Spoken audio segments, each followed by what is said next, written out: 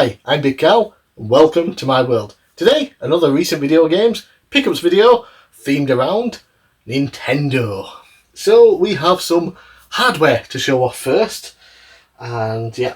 So memory cards these days, for more systems you can now buy ones that take SD cards. Micro SD cards have unlimited saves and lots of cool other features.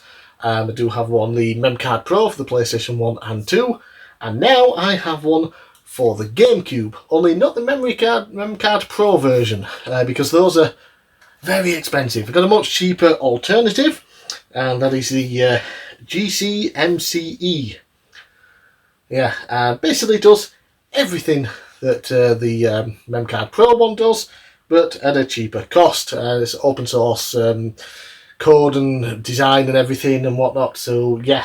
Gets updated and things, and it basically does exactly what I need to do, which is unlimited space for save files and things. Not much else really to say about that. Just glad that I have one. Right, so while I do love my physical games, obviously, I always show them off in these videos. I have thousands now.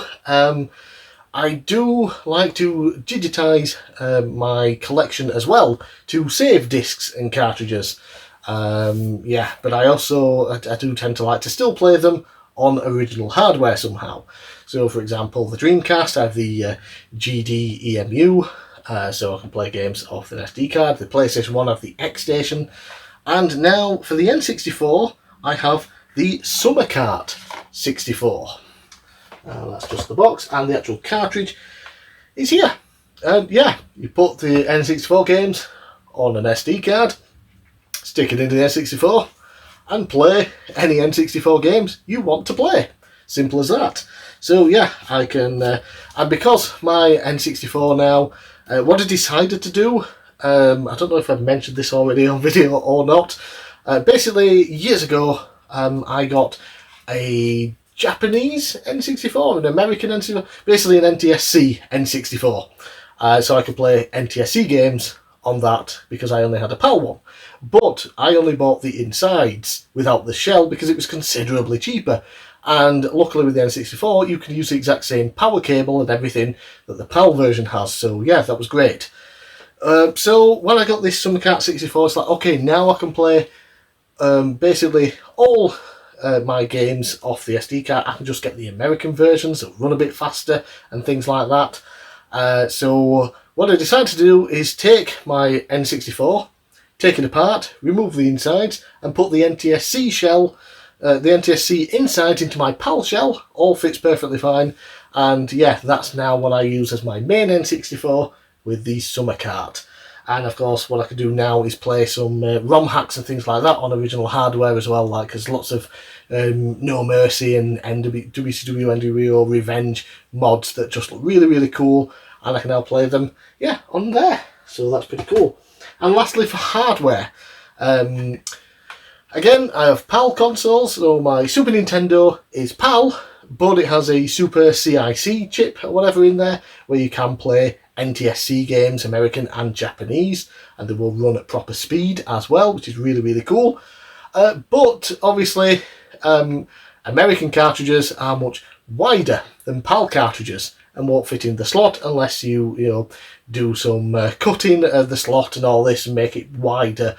But then you get dust in unless you get a specific flap to go on it. It's a pain in the arse, it is. So for years I had basically a region 3 adapter where you plug a game in the top that you want to play, but then you had to plug a PAL game into the side. And that was just a pain in the arse because you have more things that need cleaning, more slots that need cleaning, more games that need cleaning to make sure everything works for the one game that you actually want to work. It was a pain. And like I said, my system was modded, so I didn't need something that would bypass regions. So instead, I found this, which is literally just a cartridge extender. Pop that in, and then put your cartridge that you want to play, American, Japanese, PAL, whatever, doesn't matter, I don't need it to be PAL anyway, or Japanese will fit in. But yeah, I can put my American cartridges on there, without the need to have a PAL cartridge sticking out of the back. So yeah, one less slot to mess about and clean, and one less game to mess about cleaning, just to get one game that I actually want to work playing properly. Yeah, so that's really cool. These are very hard to come by. I just happened to stumble across an eBay seller with 3 at one point, so I bought one, since sold out. But yeah, it's just really handy. So yeah, and that's it then for hardware. Let's get with some games, and firstly we have a pretty interesting one here, and that is for the Nintendo DS, Command and Destroy. Yeah, so this was an interesting purchase. I first saw it while looking for February's Wheel of Games pickup, as I needed a game for under £5. On Sex it was £4, but not something I thought would make for the best video, so I passed on it. A month later, while looking on the Doorway to Darkness website, I saw it again for £40. So I decided to look on eBay and see what it was going for there, only to find American copies for sale around that same price, with no UK copies at all. So I went back onto Sex and bought it for £4, mainly in case I stumbled upon a rarity in the DS library. As far as the game itself goes though, it's an RTS game in the style of Command & Conquer, but with less features than the original PC game that released a decade earlier, and awful touchscreen controls. Not even worth the £4 I paid for it. Yeah, so just a really weird game. Since I looked on eBay and it's still all American versions of the game. I think there's a French version of the game sealed, going for a decent price. But yeah, and then on Sex it's now all sold out, and I think it went up to a £5 as well. Ooh. But yeah, strange how the price varied so much there. Right, next up, more DS games. We have the Rub Rabbits. What a silly name. Speaking then of the February Wheel of Games video, the game I actually ended up with was Project Rub. However, I also picked up the sequel at the same time, and it's so much better. Now, I did only play a few of the mini-games, but they are so much more fun and controlled better than anything on the original Project Rub game. A huge difference from that game that utterly bored me. Yeah, so Project Rub, in my view, Rub Rabbits, pretty good. Yeah, and they're both still cheap. Like I said, I got Project Rub because it was under a £5 to fit with that video. This one was also under a £5, but yeah, I couldn't include both of them because they would have gone to more than £5 in total. Lastly then, for DS games, we have Plants vs Zombies. Back when the most recent Plants vs Zombies remaster came out, I was in the mood to play some Plants vs Zombies. Sadly, at release the remake wasn't all that fans hoped it would be, so I bought this instead. Yeah, it's Plants vs Zombies, but on a handheld with touch controls, and it is every bit as fun as the original release. Plant your plants, kill zombies, unlock new plants to kill new zombies, and defend your garden. Simply put, a great version of the game. Yeah. The Plants vs Zombies remaster has been improved since with patches and things, so probably worth getting now, but at the time, yeah, it was disappointing, so I decided to grab this, and it's a lot of fun. Next then, we have a Game Boy Advance game, and this thankfully turned out well, because yeah, it was from Limited Run Games, and my previous experience with Limited Run Games and old cartridges involved one game that could potentially destroy the cartridge by playing it and maybe even harm your system, and the other game, which was a Game Boy Advance game as well, had parts that looked like they'd been taken out of the garbage. This one, thankfully, has none of those issues, and that is Sigma Star Saga DX. Originally released 20 years ago, this strange yet cool mashup of a shmup and RPG has been re-released on modern systems with some new quality of life improvements. Increased movement speed, weapon balancing, more save points, bug fixes, and more stuff beyond that. Not only that, of course, but we got a new Game Boy Advance cartridge that I'm playing here, and unlike the Shantae Advance disaster, The cartridge doesn't look like it was made from parts found in a bin. Yeah, so nice cartridge, colour manual inside there, you know, just like an original Game Boy Advance release. So yeah, thankfully this one turned out alright. And hopefully future retro style games will turn out better as Limited Run under new leadership now, and they claim to be listening to fans more, blah blah blah blah. We'll see. I'm not going to be jumping in to buy a lot of old replica cartridges anytime soon though. Speaking of Limited Run though, I have some Nintendo Switch games that I could have sworn I'd shown off years and years ago, but again, that whole period where I was ill for a year, they were sitting there, never got shown off. So, we have Star Wars Episode 1, Jedi Power Battles.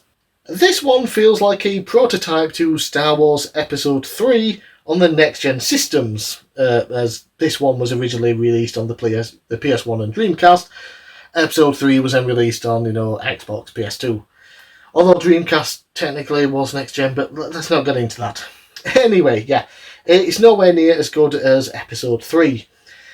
The combat is very clanky and clunky and clonky and just not very good, and the platforming sections are frankly awful. I kind of regret buying this one. Yeah, it's not a good game. It tries to be a fun hack and slash, but it isn't. But yeah, I do own all of the other old released Star Wars games that have been brought out, remastered for the Switch, so it goes to the collection. Next up then we have Rendering Ranger R squared, not cubed, Rewind. So this game was originally released in 1995 on the Super Famicom, and only on the Super Famicom, remaining exclusive to Japan and in very limited quantity, with only around 10,000 copies made. This, of course, made the game rare and expensive. Luckily, we do now have this re-release on modern systems, and there is even a SNES cart reprint, but again in limited quantities. It is available digitally though. The game itself is a run and gun with plenty of weapons and things to shoot at, though I did find it incredibly difficult, but still fun. Yeah, so it's always nice when you get games like this brought to modern systems when they are pretty rare and expensive or exclusive to other regions. The Jedi Power Battles, you can buy that cheap as chips on the PS1 and Dreamcast still if you want, but things like this, very expensive and only in Japan. Okay, this next game, if you are seeing this, it means that I was correct and I haven't shown this off in another video. But as I'm doing all this, I'm starting to think I might have already showed it off in another video. I don't remember. Because I'm pretty sure I remember when I bought it and where I bought it. And I figured I would have put this in the video for that. So basically I bought this from Super Retro Video Games in Sheffield. And I'm figuring I would have done a video showing off the games that I got from there like I normally do. But I can't remember if I did or not. Yeah, so basically, this is Castlevania, the Advance Collection, the limited run version. I own all of the other Castlevania, and I think even the Contra, the arcade, the collections that Konami have been bringing out. I own them all physically on the Switch from limited run. This one I missed out on at the time because I couldn't afford it. And yeah, I've been waiting to buy it at a decent price, and I finally found it in person at Super Retro Video Games. I thought, yep, I'll give them the money for it. So I finally picked it up and grabbed it, although I do own it digitally on the Switch anyway. But yeah, it is cool to own the physical collection and add it to my collection. This includes Castlevania, Circle of the Moon, Harmony of Dissonance, Aria of Sorrow, and Castlevania Dracula X, just for shits and giggles. So I don't think that was an advanced game. Yeah, so if you've seen this part, it's because turns out I didn't include it in the video. If you're not seeing this part, then well, it doesn't matter, you're not seeing this part. It's only me talking to myself. Weird. Right, next then is the most recent Switch game that I've bought, and I'm currently in the middle of playing this, and having a lot of fun, by the way. Mario & Luigi Brothership.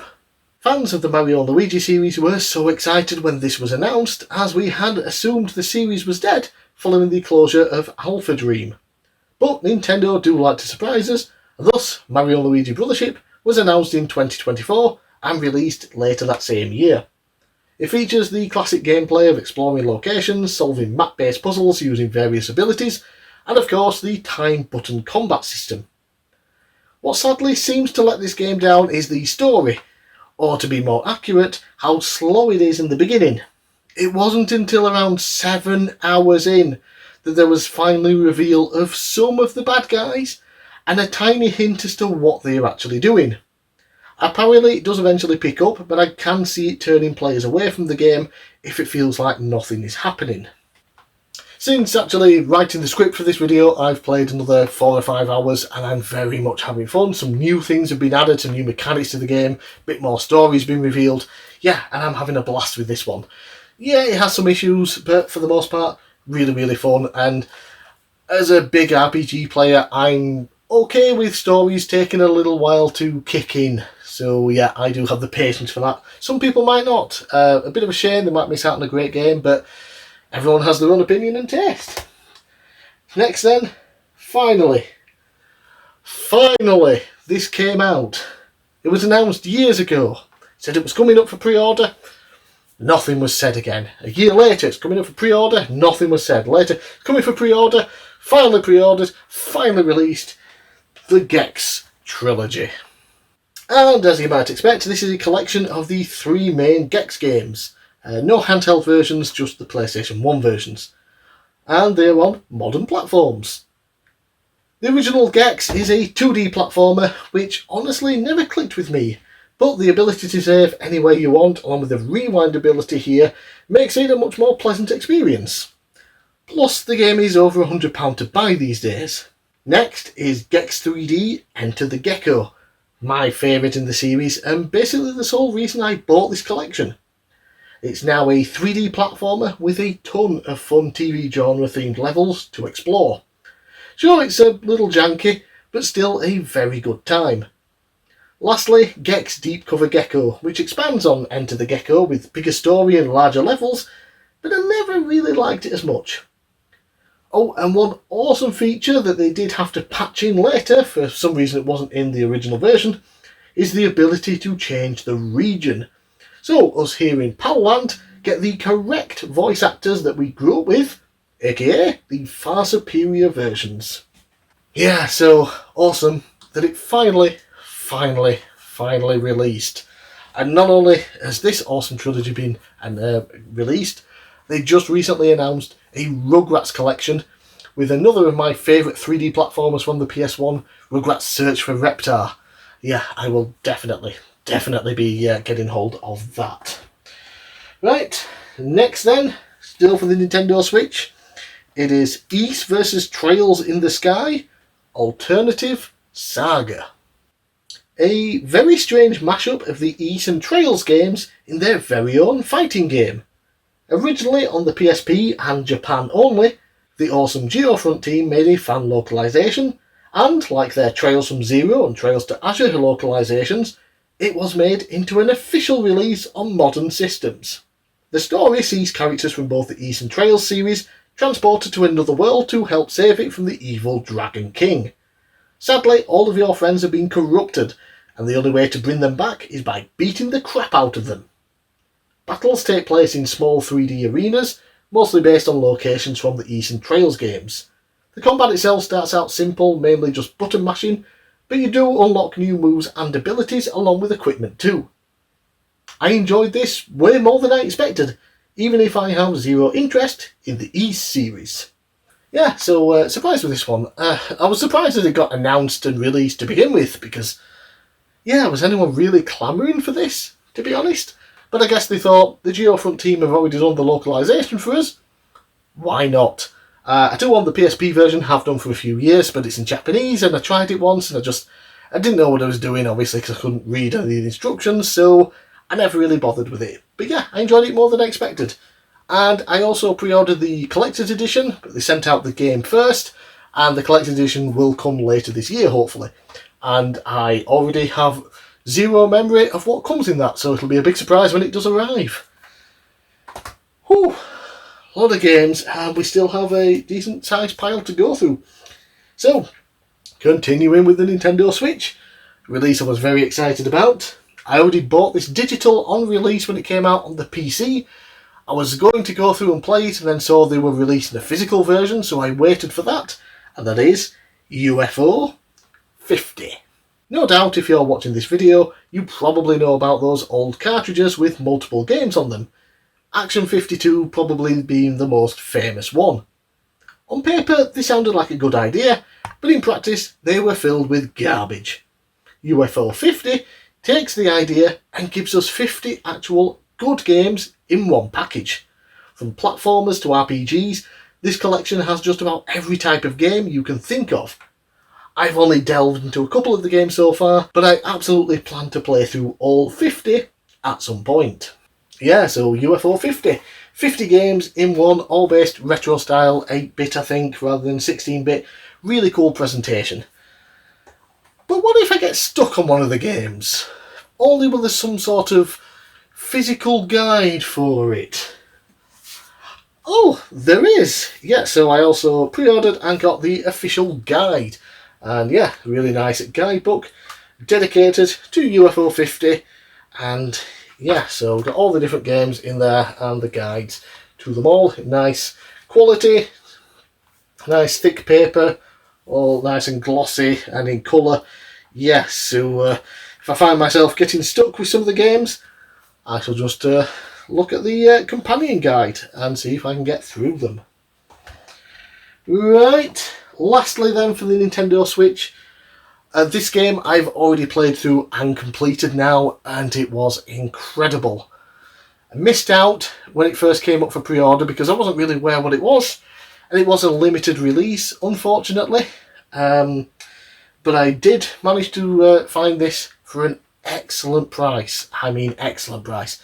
Because it is the collector's edition of it. And when I saw it, I looked on eBay and some other websites to see how much it was going for. And just the regular version without the collector's stuff was going for like £50 more than what I paid for the collector's edition. And this was new and sealed. Yeah, and the game that I got, Cassette Beasts. If you enjoy monster catching RPGs but want to change from Pokemon, Cassette Beasts has you covered. You wash up on the shore of a strange island inhabited by very weird creatures. Turns out you are not the only one who has been sent here, and it is not your world.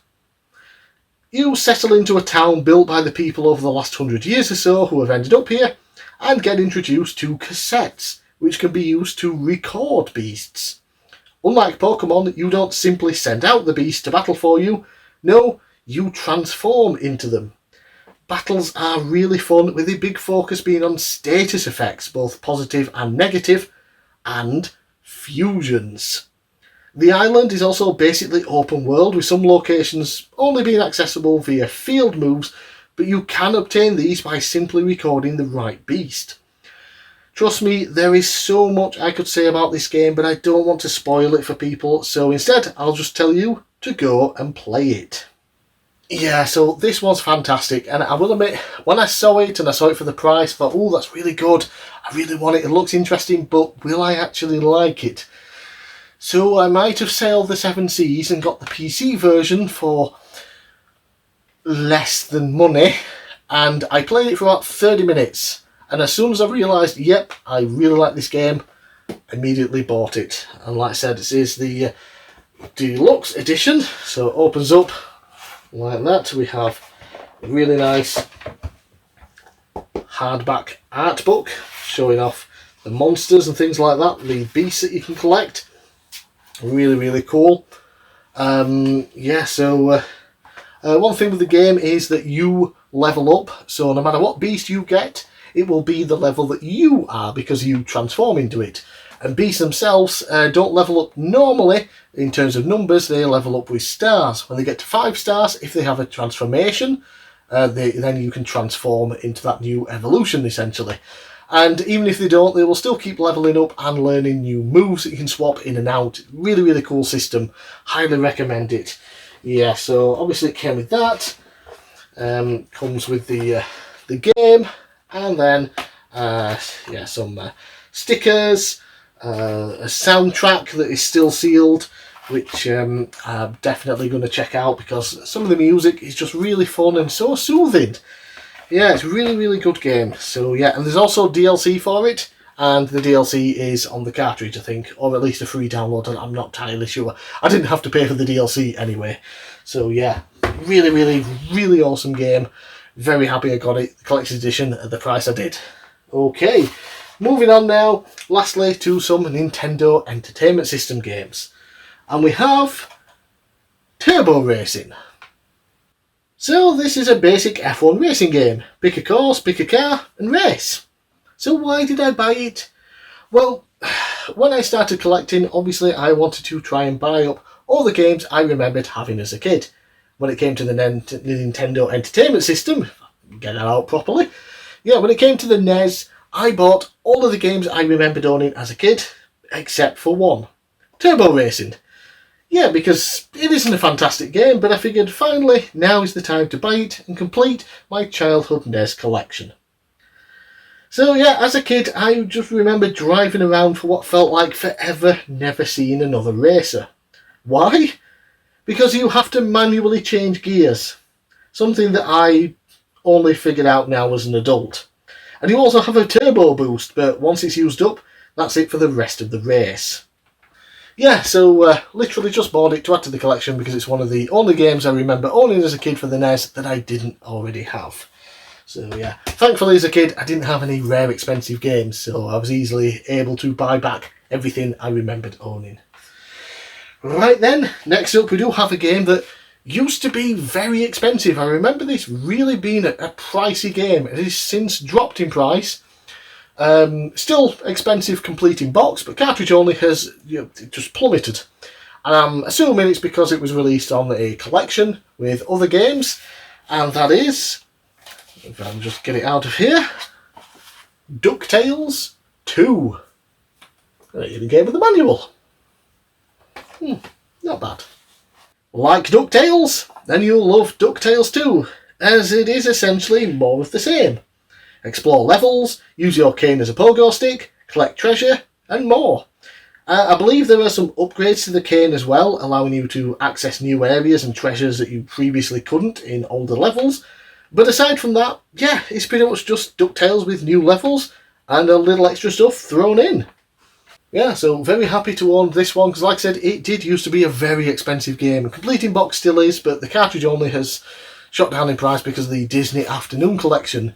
And plus I think most people back in the day only played the first DuckTales game. The second one, a lot of people didn't really play or have memories of, so they remember the first one, they remember loving that. That's still lovely and cheap, but the second one, not many people bought it seemed. Might have come out late in the system's library, I can't remember exactly when it came out. But yeah, it is a good game, and you can play it on modern systems on the Disney Afternoon Collection. Ooh, lastly then, we have...